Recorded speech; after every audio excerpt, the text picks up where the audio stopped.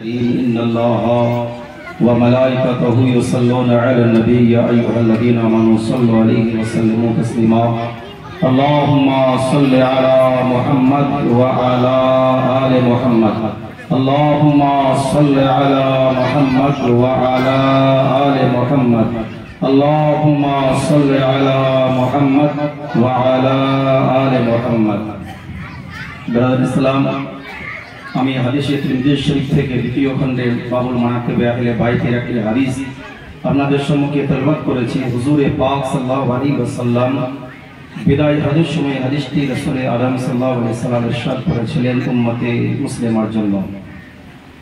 রাসূল আদম সাল্লাল্লাহু আলাইহি ওয়াসাল্লাম তিনি বললেন, ইন্নী তারাকতুম, আমি ছেড়ে যাচ্ছি। এই জায়গায় আমি ব্যবহার করেছেন, আমি ছেড়ে যাচ্ছি। ফিকুমুস সাকালাইন, দুইখানা ভারী বস্তু। কিতাবুল্লাহ, একটি হলো আল্লাহ পাকের কিতাব, ওয়া আহলুল বাইত, দ্বিতীয় হচ্ছে আমার পবিত্র আহলে বাইত। বলে সুবহানাল্লাহ। এই যে দুটি আল্লাহ নবী যে রেখে গেলেন, কোরআন এবং আহলে বাইত, এর মধ্যে অনেক মাসলাহাত আছে, অনেক রাত এবং রহস্য লুকায়িত আছে।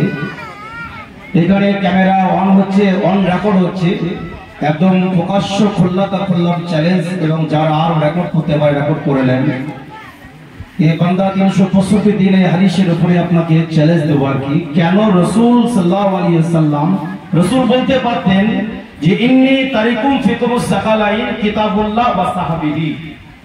রাসূল বলতে পারতেন আমি কিতাব এবং সাহাবী রেখে যাচ্ছি। রাসূল বলেননি, কি বললেন? কিতাব এবং আহলুল বাইত, আমি আহলে বাইত এবং কোরআন রেখে যাচ্ছি।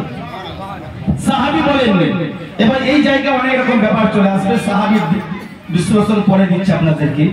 আল্লাহ তাবারক ওয়া তাআলা এক এক নবীকে আল্লাহ চারখানা আসমানি কিতাব দিয়েছিলেন, এক কিতাব দিয়েছিলেন। কিন্তু আল্লাহর পয়গম্বর যারা কিতাব পেয়েছিলেন, তারা কিতাবকে যখন ছেড়ে চলে গেলেন, কিতাবকে তাদের উম্মতরা উল্টো পাল্টা করলো। ঈসাইরা ইনজিল শরীফকে তারা বাইবেল করে উল্টো পাল্টা করলো।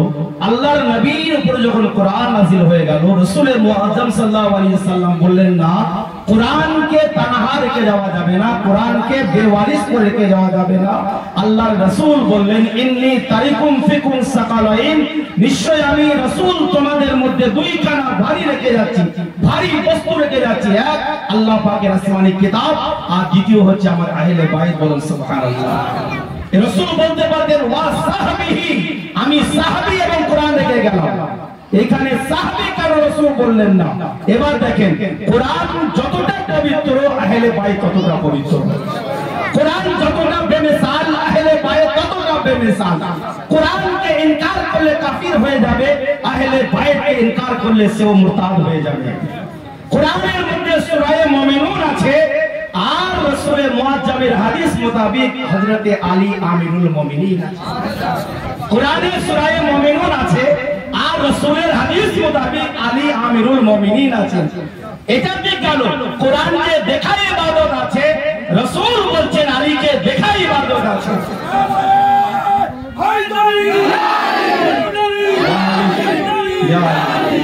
কোরআনকে দেখা ইবাদত, আলী দেখা ইবাদত। কোরআন আর আহলে বাইতকে রাসূল তাদেরকে দেয়নি। আহলে সাহাবীকে দেখা ইবাদত নয়, আহলে বাইতকে দেখা ইবাদত। সাহাবীর জিকির করা ইবাদত নয়, আহলে বাইতের জিকির করা ইবাদত। রাসূল বলেন আয-যিকরে আলিল ইবাদত, আলীর জিকির করা ইবাদত। তো কোরআনের কারণে আহলে বাইতের সঙ্গে আরো আপনাকে আরো গভীরে নিয়ে যায়। সাহাবী কাদেরকে বলা হয়? যারা বলছে ঈমানি হালতে রাসূলুল্লাহকে দেখেছেন, তাদেরকে সাহাবী বলা যায়।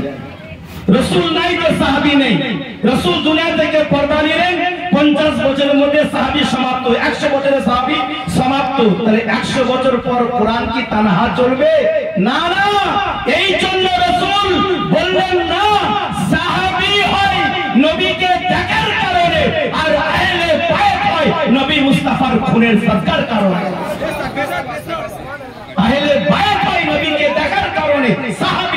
সাহাবী রাসূলকে দেখেছে, সাহাবী মাকাম পেয়েছে, আর নবীর ঘর থেকে যারা বেরিয়েছে তাদেরকে আলে রাসূল বলা হয়েছে। এবার বলেন, আসুন এবার আহলুল বাইত।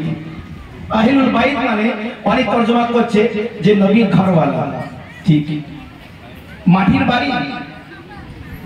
তাহলে আমার পরিবার আমার কাছে আহলে বাইত, সবার আপনার পরিবার আপনার কাছে আহলে বাইত, তো আপনার বাড়িটা মাটির বাড়ি, কিন্তু এখানে যে কোরআন বলছে, এবার এখানে চলে শোনা গিয়ে আছে কোরআনের এক একটা আয়াত নূর, বলুন সুবহানাল্লাহ। কোরআনের এক একটা আয়াত নূর, আর কোরআন সেই কোরআনে আল্লাহ রাব্বুল আলামিন কোরআন মজিদের সাথ করতেছেন, কোরআনে আহলে বাইতে রাসূল তারিফ করতেছেন, আর রাসূল বলছেন, আল্লাহ তাবারক ওয়া তাআলা বলছেন, ইন্নামা